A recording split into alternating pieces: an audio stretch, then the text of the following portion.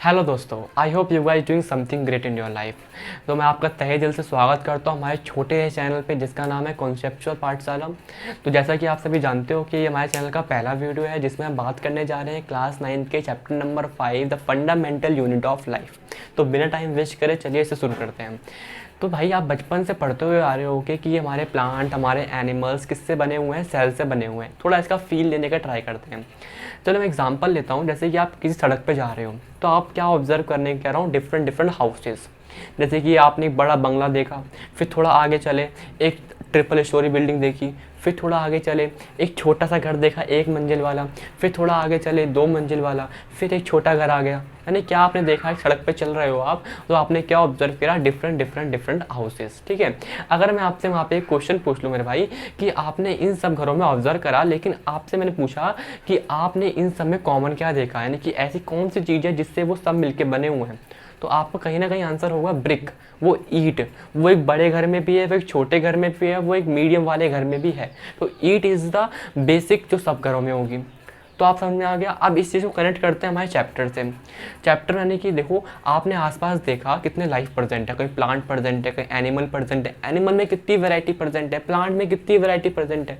Plant में angiosperm पड़ा होगा, जिम्नोस्पर्म पड़ा होगा, मैंगो का प्लांट, बनियन का प्लांट, ठीक है, क्रॉप प्लांट, राइस, व्हीट, कितने प्लांट्स आपने देखे। ऐसी एनिमल में lion, tiger, human, cat, dog, कितने एनिमल्स देखे।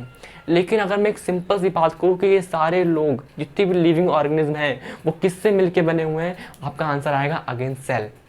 Again cell. तो आपको समझ में आया ना कि जितनी भी लिविंग ऑर्गेनिज्म उनकी बेसिक यूनिट क्या है? सेल। भले वो दिखने में घरों की तरह कितने अलग अलग हो, भले उनका फंक्शन कितना अलग अलग हो, भले उनकी स्पेस लेने की जगह भले कितनी अलग अलग हो, लेकिन जब बात आएगी एक छोटी चीज़ जिससे सब मिलके बने हुए हैं तो वो हमारे बेचारे सेल आएगी। जैसे वहाँ पे ईट आई थी।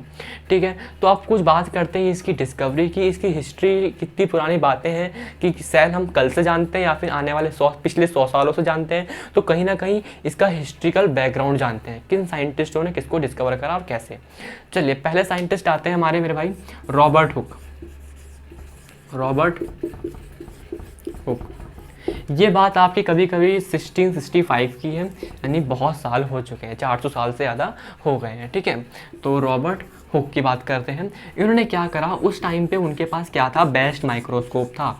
बेस्ट माइक्रोस्कोप, यानी कि रॉबर्ट हुक के पास उस टाइम का सबसे बेस्ट माइक्रोस्कोप था। माइक्रोस्कोप क्या होता है? आपको एक अलग सी दुनिया में ले जाएगा जहाँ पे आप बैक्टीरियाज, वायरसेस, बहुत सी चीज़ों को देख पाओगे जो आप सिंपल अपनी आंखों से नहीं देख सकते। ठीक है, तो माइक्रोस्कोप क्या है? आप एक अलग से फैसिनेटिंग वर्ल्ड में घुस जाओगे जहाँ पे एक अलग ही ज़िंदगी चल रही है। ठीक है, तो इनके पास क्या था उस टाइम का? 1665 का उस टाइम का बेस्ट माइक्रोस्कोप था। तो उन्होंने क्या ऑब्जर्व किया? उन्होंने कॉर्क को ऑब्जर्व किया। अब ये कॉर्क क्या होता है? अगर आपने फिल्म वगैरह, कार्टून वगैरह में देखा होगा, समुद्र में बोतल डालते हैं, समुद्र में बोतल डालते हैं और कुछ उसके ऊपर ढक्कन लगा होता है लकड़ी का। इस टाइप की बोतल होती है करीब करीब, है ना, इस टाइप की बोतल होती है और ऊपर से ढक्कन होता है लकड़ी का, है ना, कुछ इस शेप होती है उसकी, ऐसी शेप होती है, किसकी? लकड़ी का ढक्कन होता है। फिर उसके अंदर अंदर लाइटर डाल देते हैं या फिर शिप डाल देते हैं छोटी वाली। ठीक है, तो इस टाइप का आपने पक्का इमेजिन में देखा होगा। तो ये जो ढक्कन होता है ना, इसे हम बोलते हैं कॉर्क। ठीक है, अब ये कॉर्क कहाँ से बना होता है? ये कॉर्क बना होता है प्लांट के बार्क से। प्लांट के बार्क। अब प्लांट का बार्क क्या है? जो बाहर लकड़ी देखते हो ना आप, डेड वाली जो बाहर लकड़ी होती है बार्क वाली, उससे बना होता है कॉर्क। तो ये बेसिकली कॉर्क है क्या मेरा? डेड, मरा हुआ है, जिंदा थोड़ा ना, ग्रोथ ना कर रहा है कॉर्क। कॉर्क तो रुका, मरा पड़ा है। ठीक है, तो ये कॉर्क क्या है मेरा? डेड। तो मेरे रॉबर्ट हुक ने कॉर्क को हल्की सी स्लाइस काटी, हल्की सी एक इसमें से स्लाइस काटी और क्या देखा इन्होंने क्या देखा मेरे भाई? Honey comb structure. यानी जब इन्होंने, रॉबर्ट हुक ने क्या करा, कॉर्क के ऊपर माइक्रोस्कोप लगाया अपना, तो उन्होंने क्या देखा? बहुत छोटे छोटे सेगमेंट बन रखे हैं, छोटे छोटे कमरे जैसे बन रखे हैं, जैसे कि हनी कॉम्ब में होते हैं ना, हल्के हल्के छेद। तो ऐसे ही उन्होंने यहाँ पे ऑब्जर्व करा। उन्होंने बोला हनी कॉम्ब स्ट्रक्चर लाइक दिख रहा है मेरे को। ठीक है, यानी उन्होंने क्या बोला? आ लिटिल रूम, छोटे छोटे कमरे दिख रहे हैं मुझे बहुत सारे। ठीक है, तो अगर इन्होंने लेटिन डिक्शनरी खोली, क्या बोला मैंने? आ लिटिल रूम को उन्होंने क्या देखा? लेटिन लैंग्वेज में, ऐसे इंग्लिश डिक्शनरी होती है, ऐसी डिक्शनरी होती है लेटिन लैंग्वेज वाली है। तो उन्होंने उसमें देखा आ लिटिल रूम का मतलब लेटिन लैंग्वेज में उन्होंने देखा, तो निकल के क्या आया? सेल। आ लिटिल रूम का मतलब निकल के आ गया सेल। तो यहाँ से डिस्कवरी हो गई। सेल का मतलब क्या है? छोटे छोटे छोटे छोटे कमरे। ठीक है, तो ये हो गया हमारा सेल का मतलब। आपके डाउट क्वेश्चन आ रहा होगा, वाई लेटिन लैंग्वेज, क्यों आप लेटिन लैंग्वेज यूज़ कर रहे हो, इंग्लिश क्यों नहीं यूज़ कर रहे हो, इंग्लिश तो बहुत पॉपुलर है, क्यों इंग्लिश यूज़ नहीं कर रहे हो? इसका एक अच्छा रीज़न क्या है, क्योंकि इंग्लिश की जो डिक्शनरी होती है ना भाई, वो इवॉल्विंग होती है। यानी कि अगर मैं बात करूँ, बहुत पहले एजुकेशन बोलते थे, कुछ साल पहले एजुकेशन बोलते थे, आज बोलते हैं एडुकेशन। ठीक है, पहले बोलते थे शेड्यूल, आज बोलते हैं स्केड्यूल। तो कहीं ना कहीं डिक्शनरी इवॉल्व हो रही है, आने वाले समय में कुछ और बोलेंगे। तो कहीं ना कहीं इंग्लिश डिक्शनरी क्या है, मेरी कांस्टेंट नहीं है, वो समय के साथ साथ चेंज हो रही है, उसके वर्ड की प्रोनाउंसिएशन चेंज हो रही है बार बार। तो इसलिए क्या करा हमने, लेटिन लैंग्वेज की डिक्शनरी ली, क्योंकि वो समय के साथ चेंज नहीं हो रही। सेल आज भी सेल था, 400 साल पहले भी सेल का मतलब लिटिल रूम ही था, उसे सेल ही पढ़ते थे, और आने वाले 400 साल बाद भी सेल ही रहेगा। तो रीज़न बिहाइंड हमने लेटिन लिया, क्योंकि इसकी डिक्शनरी जो होती है वो इवॉल्व नहीं कर रही होती है, लेकिन इंग्लिश की डिक्शनरी इवॉल्व कर रही होती है।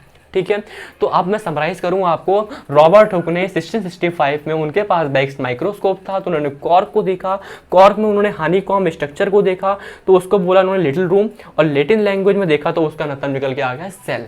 सिंपल। तो उस टाइम पे वो डिस्कवरी ना इतनी बड़ी डिस्कवरी नहीं मानने लगे, इतनी बड़ी डिस्कवरी नहीं है, ठीक है, लेकिन अगर मैं आज बात करूँ तो ये एक लाइफ चेंजिंग बायोलॉजी के टर्म में एक बहुत बड़ी डिस्कवरी थी।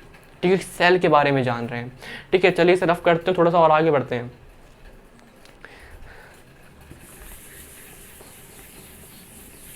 लेकिन मेरे भाई अभी जो मैंने बताया है, ये क्या है, मेरा लिविंग सेल है या नॉन लिविंग सेल है? डिस्कवरी किसकी हुई है, सेल की हुई है, नॉन लिविंग या लिविंग? आपका आंसर होगा नॉन लिविंग, क्योंकि बार क्या, वो कॉर्क क्या था मेरा, living, non living sorry, cork था मेरा नॉन लिविंग, तो मेरा सेल क्या होगा, उसका भी नॉन लिविंग ही होगा। अब क्या हुआ, इसके 9 साल बाद, इनके 9 साल बाद, यानी करीब करीब 74 में क्या है, एक साइंटिस्ट आए, बहुत ही फेमस साइंटिस्ट, स्पेलिंग देख लेना, ठीक है, एंटोनियो वॉन ल्यूवेन। देखो स्पेलिंग थोड़ी सी चेंज हो सकती है, स्पेलिंग देख लेना, लेकिन क्या बोल रहा हूँ, एंटोनियो वॉन लीवनहॉइक साइंटिस्ट आए, कब आए, 9 साल बाद। इन्होंने क्या करा, रॉबर्ट हुक से भी क्या कर लिया, इम्प्रूव्ड माइक्रोस्कोप बना लिया। यानी कि जो ये साइंटिस्ट थे एंटोनियो वॉन लीवनहॉक, कोई बायोलॉजिस्ट नहीं थे, कोई बड़े बायोलॉजी वाले कोई बड़े साइंटिस्ट नहीं थे, ये क्या करते थे, सिर्फ चश्मों की दुकान थी इनकी, मतलब ये लेंस बनाते थे कहीं ना कहीं। तो क्या बोल रहा हूँ आपसे, इनके पास क्या था, बेस्ट माइक्रोस्कोप। तो अपनी दुकान पे बैठे बैठे उन्होंने क्या कर लिया, रॉबर्ट हुक से भी अच्छा क्या बना लिया इन्होंने, इम्प्रूव्ड माइक्रोस्कोप। यानी कि वो चीज़ देख सकते हैं जो हम और आप वहाँ पे नहीं देख सकते, क्योंकि हमारे पास माइक्रोस्कोप नहीं है। तो इनके पास एक अच्छा चांस है कि वो बहुत चीज़ों को डिस्कवर कर सकें, क्योंकि हम देख ही नहीं पा रहे हैं वहाँ प्रेजेंट, लेकिन हम देख नहीं पा रहे हैं। ठीक है, तो क्या करा, एंटोनियो वॉन लीवनहॉक ने 9 साल बाद कुछ हल्का सा इम्प्रूव्ड माइक्रोस्कोप बना लिया, और उन्हें क्या देखा, बारिश हो रही थी एक बार, रेन, वो अपनी दुकान पे बैठे हुए थे, बारिश हो रही थी, तालाब से पानी उठाया, पॉन्ड से पानी उठाया, और उस पर अपना माइक्रोस्कोप लगा के देखा। तो उन्होंने क्या देखा, रॉड साइब स्ट्रक्चर, रॉड शेप के स्ट्रक्चर घूम रहे हैं वहाँ पे क्या घूम रहे हैं, रॉड शेप स्ट्रक्चर। अगर आप सिंपल देखोगे तालाब पानी में, हाँ गंदा दिख रहा है, लेकिन ठीक है, कुछ दिखेगा नहीं आपको, लेकिन आपने जब माइक्रोस्कोप लगा दिया तो आपको क्या दिख रहा है वहाँ पे, रॉड शेप स्ट्रक्चर। तो उसे हम जानते हैं, आज हम जानते हैं ये क्या है, ये बैक्टीरिया है। तो यहाँ से क्या हुआ, एंटोनियो वॉन लीवनहॉक ने बोला कि भाई मुझे कुछ रॉड शेप स्ट्रक्चर बोल रहे हैं, दिख रहे हैं बहुत सारे छोटे छोटे, तो वहाँ से कहीं ना कहीं बैक्टीरिया की डिस्कवरी हो गई। तो यहाँ से बैक्टीरिया की डिस्कवरी, जिससे हम बहुत डरते हैं, बीमारियाँ होती हैं जिससे, तो बैक्टीरिया की डिस्कवरी किसने करी, एंटोनियो वॉन लीवनहॉक। बैक्टीरिया क्या है, एक छोटा सेल। अब मुझे बताओ ये लिविंग सेल होगा, नॉन लिविंग सेल होगा? भाई मेरे तो लिविंग सेल होगा ना, बैक्टीरिया, जिंदा बैक्टीरिया। तो कहीं ना कहीं यहाँ से लिविंग सेल की डिस्कवरी कर दी। तो आपसे कोई क्वेश्चन पूछेगा, who discovered first time living cell, the answer is Antonie van Leeuwenhoek. Who discovered first time cell, Robert Hooke. Who discovered non living cell first time, is Robert Hooke. Living cell discover किसने करा? Antonie van Leeuwenhoek. क्यों करा? क्योंकि इनके पास improved microscope था 1674 में। तो उन्होंने बारिश हो रही थी, दुकान में बैठे हुए थे, उन्होंने पॉन्ड में देखा रॉड शेप्ड स्ट्रक्चर है, उनका नाम दे दिया बैक्टीरिया। उनका नाम दे दिया बैक्टीरिया। बैक्टीरिया का मतलब ही होता है रॉड शेप्ड, रॉड शेप, ठीक है। सेल का मतलब होता है ना छोटे छोटे कमरे, वैसे बैक्टीरिया का मतलब क्या होता है? Rod shaped. चलिए थोड़ा आगे बढ़ते हैं। तो यहाँ तक क्लियर हो गया हमारा, इस तरफ करें, ठीक है। आपको और बात बताएं, आपको एंटीवन वॉन लीवनहॉक के पास क्या था? बेस्ट माइक्रोस्कोप था। तो उन्होंने आरबीसी, हमारे ब्लड के अंदर आरबीसी होते हैं, रेड ब्लड सेल्स, उसकी भी डिस्कवरी कर दी, स्पर्म की भी डिस्कवरी कर दी। उन्होंने मतलब बहुत सी चीज़ों, बैक्टीरिया की डिस्कवरी कर दी, सेल की डिस्कवरी कर दी, उन्होंने बहुत सारे सेल्स की डिस्कवरी कर दी जिसे हम आंखों से नहीं देख पाते। क्यों? क्योंकि उनके पास क्या था? माइक्रोस्कोप था, उस टाइम का बेस्ट माइक्रोस्कोप था। क्या वो साइंटिस्ट थे बड़े? नहीं, लेकिन जब भी वो कर पाए, क्यों? क्योंकि उनके पास बेस्ट माइक्रोस्कोप था उस टाइम का, ठीक है। तो वही कह रहा हूँ मैं आपसे कि साइंटिस्ट होना मतलब ये नहीं कि आपका बड़ी बड़ी डिग्री हो। साइंटिस्ट होना मतलब आपने अपने सराउंडिंग को ऑब्जर्व कर सको, ठीक है, उसके बारे में सोच सको, ठीक है। चलिए अब क्या बात करते हैं, नेक्स्ट साइंटिस्ट आते हैं छोटे से, रॉबर्ट ब्राउन। रॉबर्ट ब्राउन, तो ये करीब करीब बात हो गई 1831 की। इन्होंने डिस्कवर कर दिया न्यूक्लियस। सिंपल, क्या डिस्कवर करा इन्होंने? न्यूक्लियस। याद करना भाई, रॉबर्ट हुक क्या थे? उन्होंने सेल डिस्कवर करा नॉन लिविंग। रॉबर्ट ब्राउन क्या थे? 1831 में इन्होंने न्यूक्लियस डिस्कवर करा। देख लो कब सेल डिस्कवर हो गया? 1674। उसके करीब करीब 60 साल बाद क्या आ रहे हैं हमारे? न्यूक्लियस डिस्कवर हो रहा है। यानी कहीं ना कहीं इस चीज़ को टाला गया कि ये बड़ी डिस्कवरी नहीं है, लेकिन जैसे जैसे समय आगे बढ़ा, हाँ, हमने जाना कि yes this discovery is not that much small, काफ़ी बड़ी डिस्कवरी है, तो उसके अंदर जाने लगे। क्या होना, इसके टाइम तक माइक्रोस्कोप का लेवल भी बढ़ रहा है, धीरे धीरे धीरे धीरे चीज़ें, टेक्नोलॉजी आ रही है हमारे पास। तो रॉबर्ट ब्राउन ने क्या डिस्कवर करा? न्यूक्लियस। अब एक आएंगे पुरकिंजी। पुरकिंजी करीब करीब आप कब आएंगे? 1839 के आसपास। 1839 के आसपास इन्होंने एक टर्म दे दी, बहुत इंपॉर्टेंट है। एक टर्म दी इन्होंने, प्रोटोप्लाज्म। समझते हैं इसको बड़े आराम से, प्रोटोप्लाज्म। प्रोटोप्लाज्म का मतलब क्या बताया इन्होंने कि प्रोटोप्लाज्म जिसके पास होगा, जिस भी लिविंग ऑर्गेनिज्म के पास, किसी भी चीज़ के पास अगर प्रोटोप्लाज्म होगा तो वो चीज़ जिंदा होगी। अगर प्रोटोप्लाज्म नहीं होगा तो वो चीज़ डेड होगी, उसे हम जीवित नहीं बोलेंगे। तो प्रोटोप्लाज्म एक बड़ी टर्म है। आप समझते हैं प्रोटोप्लाज्म का मतलब क्या होता है? प्रोटोप्लाज्म का मतलब क्या होता है मेरे भाई? प्रोटोप्लाज्म का मतलब होता है साइटोप्लाज्म प्लस न्यूक्लियोप्लाज्म। नहीं समझ में आया? देखते हैं। आपको अगर हल्का सा भी सेल का पता है, नहीं तो आपको चैप्टर के एंड तक आते आते प्रोटोप्लाज्म समझ में आ जाएगा। लेकिन अभी मैं ट्राई करता हूँ कि सपोज करता हूँ आपको कुछ कुछ सेल के बारे में पता हुआ है, ठीक है, पता है, इसे मैं रफ करता हूँ। जैसे कि मेरा सेल है, इसके अंदर न्यूक्लियस होता है। ये क्या होता है? ये वाला पोर्शन जो सेमी लिक्विड, पूरा लिक्विड नहीं होता, एक जेल टाइप, ठीक है, जेल टाइप लिक्विड होता है, सेमी लिक्विड होता है, तो यहाँ प्रेजेंट है, इसे बोलते हैं साइटोप्लाज्म। साइटोप्लाज्म। और ये न्यूक्लियस है, न्यूक्लियस के अंदर भी ऐसी कुछ लिक्विड प्रेजेंट होता है, इसे हम बोलते हैं न्यूक्लियोप्लाज्म। न्यूक्लियोप्लाज्म। तो साइटोप्लाज्म और न्यूक्लियोप्लाज्म, क्या बोला मैंने? साइटोप्लाज्म और न्यूक्लियोप्लाज्म जिसके पास है उसे बोलेंगे हम प्रोटोप्लाज्म बोलेंगे, और वो लिविंग होगा। तो cytoplasm as well as nucleoplasm जिसके पास होगा वो कहीं ना कहीं लिविंग होगा। और उसको मिला के क्या बोलते हैं? इस पूरे को मिला के क्या बोलेंगे? इसके पास एक प्रोटोप्लाज्म है, इसके पास एक प्रोटोप्लाज्म है।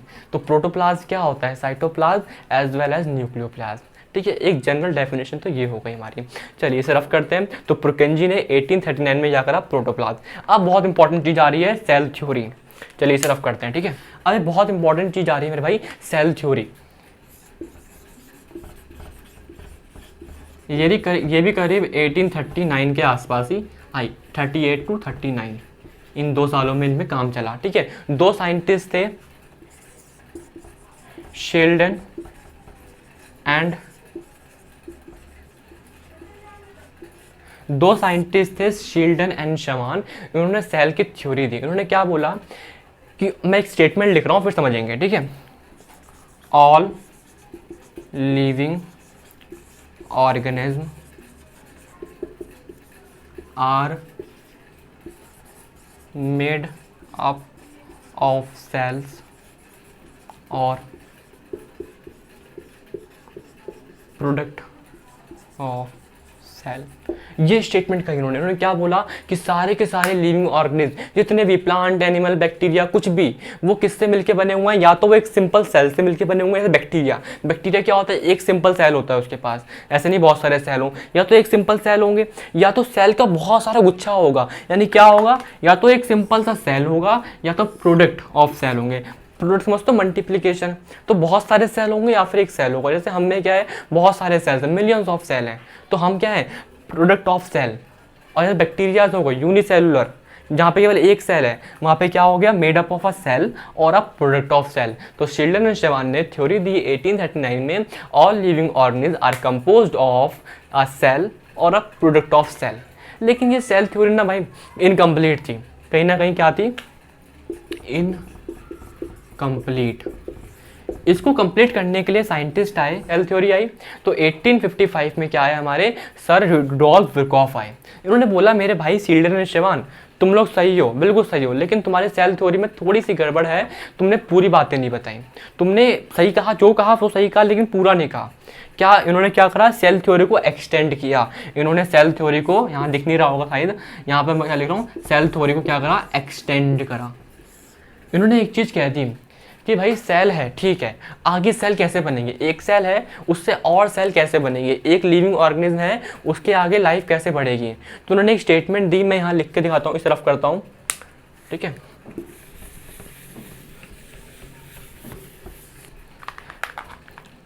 इन्होंने बोला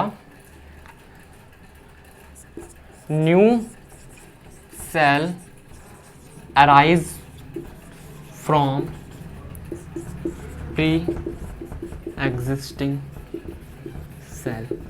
इसका मतलब क्या बोला उन्होंने, जो मेरा नया सेल आएगा वो मेरे पहले से बने हुए सेल से ही निकलेगा। जो मेरा नया सेल आएगा, क्या लिखा है यहाँ पे, new cell arise from pre existing cell. तो समझते हैं कैसे, जैसे कि मेरा पहले से एक सेल था, ये मेरा सेल था, इसका ये न्यूक्लियस था, तो ये डिवाइड कर जाएगा दो सेल में, तो ये नए सेल होगा। ये क्या होगा, नए सेल, ये हो गया मेरा प्री एग्जिस्टिंग सेल। तो new cell arise from pre existing cell, new cell arise from pre existing cell. I hope कुछ क्लियर हुआ होगा।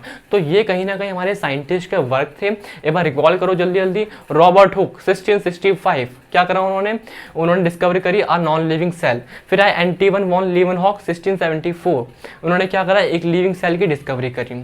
फिर क्या है हमारे यहाँ पे रॉबर्ट ब्राउन 1834 के अप्रॉक्स करा होगा कुछ काम, उन्होंने क्या करा, न्यूक्लियस की डिस्कवरी करी। उसके बाद आए हमारे फ्रिक्वेंजी, उन्होंने क्या डिस्कवर करा, हमारा प्रोटोप्लास्टम। उसके बाद हमारे साइंटिस्ट आए शिल्डन एंड शेवान 1839 में, उन्होंने क्या बात करी, सेल थ्योरी दी कि all cell arise from all living organism are composed of cell and a product of cell. इस थ्योरी को आगे बढ़ाया गया 1855 में, क्या बोला गया, रुडोल्फ विरकॉफ के through, a new cell is arise from pre-existing cell। I hope कुछ क्लियर हुआ होगा। चलिए थोड़ा और आगे बढ़ते हैं अब। हाँ, तो अब आगे बढ़ते हैं। अब आपके एनसीईआरटी बोलती है अनियन पील का एग्जांपल लेके स्टार्ट करते हैं, ठीक है। अनियन बल्ब लिया, अब मैंने क्या किया, अनियन लिया, उससे एक छोटा अनियन लिया, ठीक है, एक क्या लिया, एक छोटा सा अनियन लिया, उसकी एक छोटी स्लाइस काटी, स्लाइस काट के पानी में रखा, ठीक है, पतली स्लाइस काटी, फिर उसको वॉश ग्लास में रखा, ठीक है, जो आप एक्सपेरिमेंट में करते हो अपने लैब में, स्कूल्स में, तो आपने उसके ऊपर सैफरिन सोल्यूशन डाला, उससे करा और उसमें माइक्रोस्कोप में देखा। यानी एट द एंड क्या करा आपने, एक अनियन बल्ब में से एक स्लाइस काटी, थिन स्लाइस, पतली सी स्लाइस काटी, और उसे कहाँ देखा आपने, माइक्रोस्कोप में। आपने जब माइक्रोस्कोप में देखा तो आपने कुछ इस तरीके की चीज़ें ऑब्जर्व करी आपने कुछ इस तरीके के सेगमेंट्स, यानी कि ये आपने ऑब्जर्व किया। क्या है ये आपने देखा कि बहुत सारी रिपीटेशन हो रही है एक चीज़ की बहुत सारी रिपीटेशन हो रही है, उसे क्या बोलते हैं, सेल। यानी कि ये अनियन बील क्या है, किससे मिलके बना होगा, बहुत सारे सेल। तो एक तरीके एग्जाम्पल है, जहाँ मैंने कॉर्क में बताया था वही चीज़ आप प्लांट में आप देख रहे हो, लिविंग वाले पार्ट में। तो देख रहे हो क्या चीज़ बनी हुई है, माइक्रोस्कोप से देखा कि बहुत सारे सेल।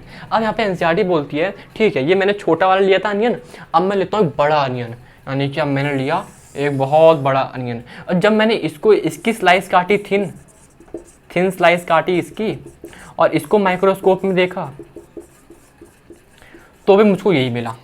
तो भी मुझको यही चीज़ मिली। देखो मेरे भाई क्या बोल रहा हूँ, जब मैंने छोटा अनियन लिया उसकी थिन स्लाइस काटी, फिर उसमें माइक्रोस्कोप में देखा तो ये वाला स्ट्रक्चर मिला देखने को माइक्रोस्कोप से, और जब मैंने बड़ा अनियन लिया उसका माइक्रोस्कोप से देखा तो भी यही स्ट्रक्चर देखने को मिला।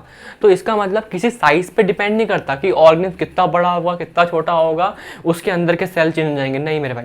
उसका नंबर चेंज हो सकता है, यस, कि यहाँ पे 10 थे तो यहाँ पे 20 हो गए, ठीक है, उसका नंबर चेंज हो सकता है। कोई इंसान बड़ा है तो उसमें ज़्यादा सेल्स होंगे, तो ऑब्वियस सी बात है, ठीक है। तो क्या बोल रहे हैं यहाँ से कि साइज़ पे मैटर नहीं करता कि वो किस चीज़ से मिला हुआ है, कि साइज़ अनियन छोटा ले लो या बड़ा ले लो, अंदर की चीज़ जिससे मिलके बनी हुई है वो आपका सेल ही रहेगा। और ये एग्जांपल केवल हम ह्यूमन का भी ले सकते हैं, जैसे मैं यहाँ से खाल हटाऊँ चिक से और उसे माइक्रोस्कोप में देखूँ तो भी आपको सेम स्ट्रक्चर देखने को मिलेगा, लेकिन हल्का डिफरेंस होगा। जैसे यहाँ पे सेल वॉल होगी, तो आगे पढ़ेंगे तो आप सीखोगे कि प्लांट्स में क्या होती है, सेल वॉल होती है और एनिमल्स में सेल वॉल नहीं होती है। और रीज़न सोचेंगे ऐसा क्यों होता है कि प्लांट में सेल वॉल हमारे में क्यों नहीं, भाई हमने क्या कर दिया ऐसा, तो उसका रीज़न भी हम आगे क्लासेस में देखेंगे। चलो इसे रफ करते हैं कि आपका अनियन बल्ब हो गया, तो यहाँ से आपने क्या सीखा, कोई साइज़ पे मैटर नहीं करता। तो आपका समझ में आ गया आपका, ठीक है, डिस्कवरीज हो गई हमारी, और कहीं ना कहीं हमने जान लिया कि yes all plant animals what ever is this, अगर वो लिविंग है तो किससे मिलके बना होगा, सेल से मिलके बना होगा, ठीक है। अब बात यहाँ पर आती है दो चीज़ों की, एक होता है यूनिसेलुलर और एक होता है मल्टी सेलुलर। यूनि माने वन और सेलुलर माने सेल, मल्टी माने मैनी और सेलुलर माने सेल। यानी यूनिसेलुलर के ऐसे ऑर्गेनिज्म जिसके अंदर केवल एक ही सेल होगा, एक ऐसा घर जो केवल एक ही ईंट से बना हो, बहुत छोटा होगा ना, बहुत दिखता भी नहीं होगा, ठीक है, एक ऐसा घर जो केवल एक ईंट से बने होगा उससे बोलेंगे यूनिसेलुलर, यानी कि एक ऐसा ऑर्गेनिज्म जो केवल एक सेल से बने। तो ये आपको क्या दिखाता है कि यहाँ पे केवल एक ऑर्गेनिज्म किससे बना होगा, ओनली वन सेल से बना होगा। एग्जाम्पल लूँ, एग्जाम्पल अमीबा, आपने पढ़ा होगा छोटे क्लास में, अमीबा, पैरामीशियम, पैरामीशियम, और एग्जाम्पल आपके बोल सकते हैं कैलमाइडोमोनास, पैरामीशियम हो गया, अमीबा हो गया, कैलमाइडोमोनास हो गया, बैक्टीरियाज हो गए बहुत सारे, वो किससे मिलके बने हुए हैं, वो सिंपल एक सेल से बने हुए हैं। अमीबा केवल एक सेल से बना हुआ है, लेकिन जब भी वो लिविंग है, हमारे पास इतने सारे सेल हैं, हम भी लिविंग हैं, उनके पास एक सेल है जब भी लिविंग है। तो इससे आप क्या सीख सकते हो कि यस अगर आपको जिंदा रहना है तो कम से कम आप पे एक सेल होना चाहिए, कम से कम आप पे एक सेल होना चाहिए अगर आपको जिंदा रहना है। अगर एक सेल से छोटी कोई चीज़ हो गई, जितना सेल होता है उससे कुछ छोटी चीज़, उससे थोड़ी कम चीज़ हो गई, तो वो लिविंग नहीं कहलाएगी मेरे भाई। तो आपको अगर जिंदा रहना है तो कम से कम एक यूनिट चाहिए, उसे बोलते हैं हम सेल। तो यहाँ पे केवल कम से कम कितना है, एक, अमीबा में, पैरामीशियम में, कैलमाइडोमोनास में, बैक्टीरियाज में केवल एक सेल से बने हुए होते हैं। जब भी वो जिंदा है सारे काम कर सकते हैं, सांस ले भी सकते हैं, सांस छोड़ भी सकते हैं, खाना ले भी सकते हैं, खाना बाहर भी निकाल सकते हैं। कौन कर रहा है सारे काम, एक यूनिसेलुलर। हाँ, फंक्शन उतना अच्छा नहीं होगा, फंक्शन उतना अच्छे से काम नहीं कर पाएगा, इतने इवॉल्व नहीं होंगे वो लोग, लेकिन जिंदा तो होंगे, ठीक है। मल्टी सेलुलर में क्या होगा, जैसे कि हम लोग, वहाँ पे बहुत वैराइटीज ऑफ सेल्स होंगे, हर सेल अपने अपने काम कर रहे होंगे, कहीं ना कहीं यहाँ मैनी सेल्स होंगे। यहाँ पे क्या होगा, प्रोडक्ट ऑफ सेल। तो बोला था ना शिल्टन एंड शेवाल ने सेल थ्योरी में, all living organism are made of a cell, जैसे कि यहाँ पर, और अ प्रोडक्ट ऑफ सेल, जैसे कि यहाँ पर, ठीक है, मल्टी सेलुलर में। लेकिन यहाँ पे एक चीज़ देखने को मिलती है, division of labour, division of labour. इसका मतलब क्या है समझते हैं। यहाँ पे काम को बांटा जाता है, समझते हैं। एग्जांपल लेते हैं आपका, जैसे कि आपके स्कूल में प्रोजेक्ट है, आपके पास क्या है, 10 बच्चों का ग्रुप है, 10 बच्चों का ग्रुप बांट दिया, 2 ग्रुप बांटे 10 बच्चों के, 10 बच्चे यहाँ पे, 10 बच्चे यहाँ पे।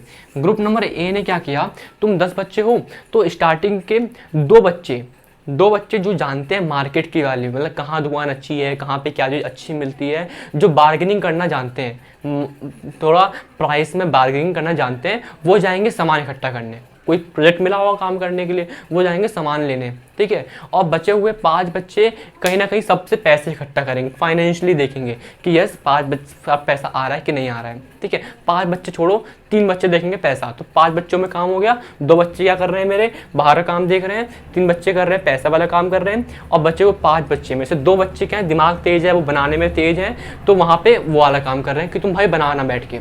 बचे हुए 3 बच्चे क्या है, बोलने में तेज है, समझाने में तेज है, तो वो बोलेंगे प्रेजेंट करेंगे हम उसको। हाँ, तो क्या हुआ, इन 10 बच्चों को काम बढ़ गया, कोई मार्केटिंग का काम कर रहा है, कोई पैसे देख रहा है, कोई काम कर रहा है और कोई प्रेजेंट कर रहा है। तो यहाँ पे क्या होगा, कहीं ना कहीं अच्छा काम होगा, क्योंकि क्या डिवीजन ऑफ लेबर हो गया। अब सेकंड ग्रुप पे आते हैं, ग्रुप नंबर बी पे। यहाँ पे 10 के 10 बच्चे मार्केट जाएंगे, 10 के 10 बच्चे काम करेंगे, 10 के 10 बच्चे प्रेजेंट करेंगे, 10 के 10 बच्चे पैसे वाला मामला भी देखेंगे, क्योंकि कपड़ा तो कोई नहीं कर देगा। तो बताओ यहाँ पे अच्छा कहाँ पर होगा, ए वाला बी वाला? आपका आंसर होगा ए वाला, क्योंकि वहाँ सिस्टम दिख रहा है आपको, यस ये वाला काम ये कर रहे हैं, ये कर रहे हैं, ये कर रहे हैं, ये कर रहे हैं, जो जिसमें बेस्ट है उसको वो काम मिल गया। तो यहाँ पे क्या हो गया, डिवीजन ऑफ लेबर हो गया इस ग्रुप में। और जैसे ही डिवीजन ऑफ लेबर हुआ तो आपका काम इंप्रूव हो गया, अच्छा दिखा, ठीक है। प्रेजेंटेशन वाले भी अच्छे लोग दिखे। हाँ, तो मल्टी सेलुलर वाले में क्या हुआ कि कुछ सेल मिलके क्या बना रहे हैं, टिश्यूज बना रहे हैं। कुछ सेल मिलके बोल रहे हैं मेरे भाई, इसे मैं रफ यहाँ पे लिखता हूँ, कुछ सेल्स मिल गए, कुछ सेल्स मिल गए और उन्होंने क्या बना दिया, टिश्यूज। कि जैसे कि आपने देखा होगा कनेक्टिव टिश्यू है ना, बहुत सारी चीज हो, स्केलेटल टिश्यू। तो कुछ सेल्स मिल गए मेरे, सेम सेल्स मिल गए और क्या बनाए, टिश्यूज बन गए। और टिश्यूज के बाद जब बहुत सारे टिश्यूज मिले, कि टिश्यूज मिलके क्या बनाएंगे, बहुत सारे टिश्यूज मिलके बनाएंगे ऑर्गन, है ना। बहुत इंपॉर्टेंट चीज लिख रहा हूँ मैं यहाँ पे, ऑर्गन मिलेंगे तो ऑर्गन सिस्टम बनेगा, ऑर्गन बनेगा तो ऑर्गन सिस्टम बनेगा। समझते हैं इस चीज को। जब मेरे बहुत सारे सेल्स मिले तो टिश्यू बन गया, ठीक है। जब मेरे बहुत सारे टिश्यू मिले तो ऑर्गन बन गया। जैसे कि मैं बात करूं, सेल्स मिले टिश्यू, टिश्यू में मिले तो ऑर्गन। जैसे कि पेट के अंदर बहुत सारे टिश्यूज होते हैं और टिश्यूज के अंदर बहुत सारे सेल्स होते हैं। तो अब टिश्यू मिले, जैसे कि अब ऑर्गन मिलेंगे तो क्या होगा, ऑर्गन सिस्टम बने। जैसे स्टमक बन गया, इंटेस्टाइन बन गया और मेरा ईसोफेगस, माउथ, सारी चीज मिल गई तो क्या बन गया मेरा, डाइजेस्टिव सिस्टम। मैं बात करूँ रेस्पिरेटरी की, मेरा नेसल पैसेज, ट्रेकाई, लंग्स वाला पार्ट, ये सब मिल गया, अलग अलग ऑर्गन मिल क्या बनते हैं, ऑर्गन सिस्टम। ये सब क्या कर रहे हैं, ये सब आपका डिवीजन ऑफ लेबर, कि भाई पचाने का काम, खाना को पचाने का काम कौन करेगा, सिर्फ डाइजेस्टिव सिस्टम करेगा, ठीक है। कुछ सोचना है, कुछ दिमाग लगाना तो कौन करेगा, ब्रेन करेगा मेरा। कुछ मुझे सांस लेनी है तो वो कौन करेगा, रेस्पिरेटरी सिस्टम करेगा। वेस्ट को बाहर निकालना है तो कौन करेगा, एक्सक्रीटरी सिस्टम करेगा। यानी क्या हो रहा है यहाँ पे, हर कोई काम, हर सेल सब कुछ नहीं कर रहे। यहाँ पे कुछ सेल्स काम करेंगे डाइजेशन का, कुछ सेल करेंगे रेस्पिरेशन का, कुछ करेंगे एक्सक्रीशन का। जो मतलब है क्या हो गया यहाँ पे, डिवीजन ऑफ लेबर। यहाँ पे हर सेल हर काम नहीं करेगी, यहाँ पे होगा डिवीजन ऑफ लेबर, जो बेस्ट है कि यहीं कहीं ना कहीं सिस्टम दिख रहा है आपको। जैसे कि यहाँ पे देखा एग्जांपल में कि यहाँ 10 बच्चे हर काम नहीं कर रहे, जो जिस चीज में अच्छा है, जिस चीज के लिए बना है वो काम कर रहा है। आई होप क्लियर होगा। इस पे हम और बात करेंगे सेल के अंदर का डिवीजन ऑफ लेबर, जहाँ पे सेल के अंदर भी डिवीजन ऑफ लेबर होता है। खाना कहीं और बनता है, माइटोकॉन्ड्रिया में एनर्जी बन रही है, पैकेजिंग कहीं और गोल्गी एपरेटस में होती है। वेस्ट निकालना है, वेस्ट को निकालना लाइसोसोम के फॉर्म में निकाल देंगे। प्रोटीन बनना होगा तो एंडोप्लाज्म रेटिकुलम रफ वाले में जाएंगे, लिपिड बनाएंगे तो कहीं और। तो मतलब सेल के अंदर भी डिवीजन ऑफ लेबर होता है। तो उसकी बात करेंगे जब हम पढ़ेंगे डिटेल में सेल ऑर्गेनल्स। तो अभी के लिए इतना काफी है, ठीक है। तो अब हम बात करने जा रहे हैं शेप एंड साइज की। इसका मतलब कि सारे सेल क्या एक ही शेप के होते हैं, या फिर उनको शेप होती है वो फिक्स्ड होती है, या फिर चेंज होती रहती है। क्वेश्चन आ रहा है दिमाग में कि सेल तो ठीक है, सेल क्या होता है, फंडामेंटल यूनिट ऑफ लाइफ है, हमारे सेल उससे बना हुआ है, स्ट्रक्चरल यूनिट है हमारी, ठीक है। लेकिन क्या सब सेल सेम होते हैं दिखने में, प्लांट के, एनिमल के, डिफरेंट एनिमल में? अगर डिफरेंट होते हैं तो एक कांस्टेंट होते हैं कि जैसे हैं वैसे ही रहेंगे पूरी जिंदगी भर, उसकी बात करने जा रहे हैं, ठीक है। तो हम क्या बात करने जा रहे हैं, शेप एंड साइज की। शेप एंड साइज की एक बहुत इंपॉर्टेंट चीज लिखने जा रहा हूं मैं। शेप एंड साइज डिपेंड करता है कि वो फंक्शन कौन सा कर रहा है cell. Shape and size depend करता है कि वो फंक्शन कौन सा कर रहा है सेल, ठीक है। अभी इसको समझ में आ जाएगा आप लोगों को। पहला एग्जाम्पल लेते हैं अमीबा का। अमीबा कितने सेल से मिलकर बना हुआ है, मैंने बताया था अमीबा क्या है, यूनिसेलुलर, तो एक सेल से मिलकर बना हुआ है। यहाँ पे उसको एक्सक्रीशन भी खुद करना है, इंजेक्शन भी खुद करना है, खाना भी खुद खाना है, बाहर भी खुद निकालना है, हवा भी लेनी है, बाहर हवा भी निकालनी है। यानी कि सारे काम किसको करने, बेचारे एक सेल को करना है, बेचारे एक सेल को करने हैं। तो यहाँ पे क्या हुआ, सेल की शेप क्या हुई, चेंज होती रहती है। यहाँ पे खाना आएगा तो कुछ खाने के लिए कुछ करेगा, क्योंकि बेचारे एक ही सेल को सब कुछ काम करना है। तो यहाँ अमीबा में क्या होती है, सेल की शेप चेंज होती रहती है। सेल की शेप कैन बी चेंज। अभी कुछ और है, जब कुछ और काम करना होगा तो कुछ और हो जाएगी, जब कुछ और काम करना होगा तो कुछ और हो जाएगी शेप। समझ में आ रहा है कि अमीबा की शेप चेंज होती रहती है। लेकिन कुछ एनिमल्स, प्लांट, जैसे कि हम लोगों में सेल की शेप क्या होती है, कांस्टेंट होती है। क्या बोल रहा हूँ, सेल की शेप कैसी होती है मेरी, कांस्टेंट होती है। जरा इसको समझने की ट्राई करते हैं। देखो मेरे भाई, सेल की शेप कांस्टेंट कैसे हुई। हाँ, सेल की शेप कांस्टेंट कैसे हुई? सेल की shape constant in the sense मैं बात कर रहा हूँ कैसा वो फंक्शन कर रहे हैं। जैसे कि मैं बात करूँ विलय, आपने पढ़ा होगा विलय स्मॉल इंटेस्टाइन पे जो लास्ट में होते हैं ना ऐसे स्ट्रक्चर, पढ़ा होगा आपने आके स्मॉल इंटेस्टाइन में ऐसे स्ट्रक्चर बने होते हैं, इन्हें बोलते हैं विलय। यहाँ पे जहाँ खाना एब्जॉर्ब करती है, हमारी बॉडी खाने को एब्जॉर्ब करती है, तो वहाँ पे सेल कुछ इस तरीके से अरेंज होते हैं। ऐसा क्यों? क्योंकि जिससे ज़्यादा सरफेस एरिया हो जाए, जिससे मेरा ज़्यादा सरफेस एरिया बढ़ जाए, ज़्यादा सरफेस एरिया ज़्यादा खाना एब्जॉर्ब, तो कम टाइम में ज़्यादा एनर्जी मिल जाएगी। इसलिए क्या करा वहाँ के सेल ने कुछ इस तरीके से इवॉल्व कर गए। अब क्या हुआ, मान लीजिए मेरे यहाँ पे कुछ चोट लगी, कुछ यहाँ पे मैंने करंट लगा मेरे को, तो करंट लगेगा तो मैं अपना हाथ हटाऊंगा ऐसे, है ना। तो वो हट क्यों रहा है? क्योंकि हाँ जब मैं करंट लगा तो जो मेरे अंदर नर्व सिस्टम है, नसें हैं, तो वो मेरे यहाँ पे इम्पल्स जनरेट करेंगे, दिमाग में भेजेंगे, दिमाग बोलेगा भैया हाथ खींचो बाहर, तो मेरा हाथ ऐसे हटेगा। तो मान लीजिए वो पैर में करंट लगा, मान लीजिए किसी बॉडी पार्ट में करंट लगा, उसको वहाँ से सीधे ब्रेन तक जाना है, सेंट्रल नर्व सिस्टम तक जाना है आपको, तो वहाँ पे क्या चाहिए? बड़े बड़े सेल्स चाहिए जो पूरी बॉडी में तार की जगह पहले हों। तो वहाँ पे क्या बने? Nervous cell. क्या बने? Nerve cells. उनकी शेप कैसी होती है? उनकी शेप आपकी कुछ इस तरीके की होती है।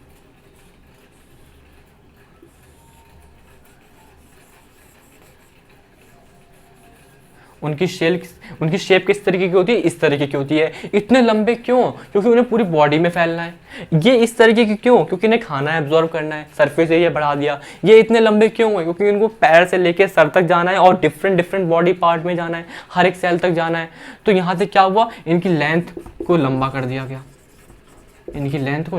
गया। अगर मैं बात करूँ स्पर्म की शेप कुछ इस तरीके की होती है, ठीक है, इस तरीके की। अब ये इस तरीके क्यों हुआ? क्योंकि इसे मूवमेंट करना है, इसे मोटाइल आगे जाना है, तो क्या हुआ, इसे मोटाइल करना है, तो इसकी शेप इस तरीके की हो गई। यानी कि सेल की शेप चेंज होगी, ये ऐसे के ऐसे ही रहेंगे, ये ऐसे के ऐसे ही रहेंगे, ऐसे के ऐसे ही रहेंगे, ठीक है। यानी कि सेल की शेप कांस्टेंट है, लेकिन चेंज कर रही है वो कौन सा काम कर रहे हैं। वो मूवमेंट काम कर रहे हैं तेज वाला, तो ऐसी रहेगी। अगर वो पूरे सेल ने काम कर रहे हैं तो कुछ इस तरीके की होगी, कुछ एब्जॉर्व कर रहे हैं तो कुछ इस तरीके की होगी। यानी कि सेल की शेप एंड साइज किस पे डिपेंड करती है मेरे भाई? वो डिपेंड करती है उसके फंक्शन पे, वो कौन सा काम कर रहे हैं। समझ में आया मेरे दोस्त? समझ में आया ना? सेल की शेप और साइज, शेप कैसी होगी, साइज कैसा होगा उसका, वो डिपेंड करता है उसके फंक्शन के ऊपर। आई होप कुछ क्लियर हुआ होगा, ठीक है।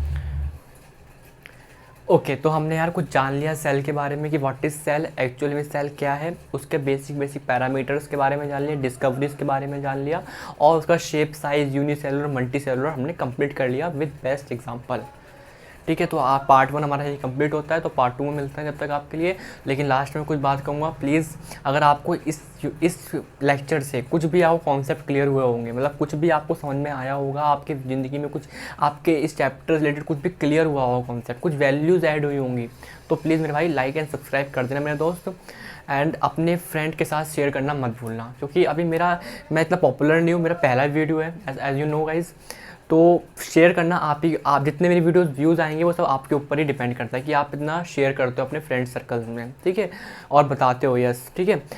तो एट द एंड यही बोलना चाहूँगा, हेल्दी रहिए, stay safe, and wishing you are very great success ahead. Okay, bye bye.